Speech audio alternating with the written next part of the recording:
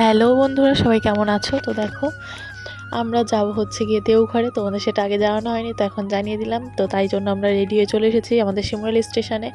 ওইখান থেকে তারপর দেখো চলে এসেছি নৈহাটিতে, কারণ আমরা নৈহাটি থেকেই ট্রেনটা ধরবো। তো আমাদের 2:05 ট্রেন ছিল, আমরা 12টার দিকে বাড়ির থেকে বেরিয়েছি, দিয়ে চলে এসেছি। সবাই দেখো এখন দাঁড়িয়ে রয়েছে ব্যাগ ট্যাগ সব নিয়ে। তো তাতানের বাবার কাছে চলে গেছে। তো আমরা যারা যাব সবাই এখানে চলে এসেছি। আর দেখো এই যে তাতানকে জলের বোতল ওর গলায় দিয়ে দিয়েছি, জল খাওয়ার জন্য আর কি, গলায় ঝুলিয়ে দিয়েছি জলের বোতলটা। তারপর আমরা ট্রেনে উঠে গেছি, আর তাতান দেখো ঠাম্মির কোলে বসে বসে জল খাচ্ছে।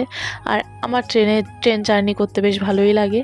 তো মানে অনেক প্রকৃতির দৃশ্য, অনেক কিছু দেখা যায়, সবুজ একদম, মানে ভীষণ ভালো লাগে।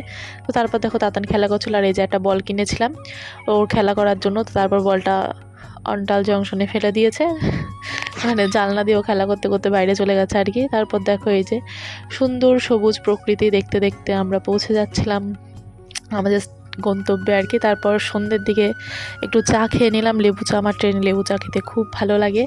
তো আর আমরা প্রায় কাছাকাছি চলেই এসেছিলাম, আমরা 7টা সাড়ে 7টার দিকে গিয়ে নেমেছিলাম জসিদিতে। তো তারপর দেখো এই যে তাতানের জন্য কুকিজ নেওয়া হয়েছিল, সেটা আমিও একটু খেয়ে নিলাম। তবে আজকের মতো এই পর্যন্তই। সবাই ভালো থেকো, বাই বাই।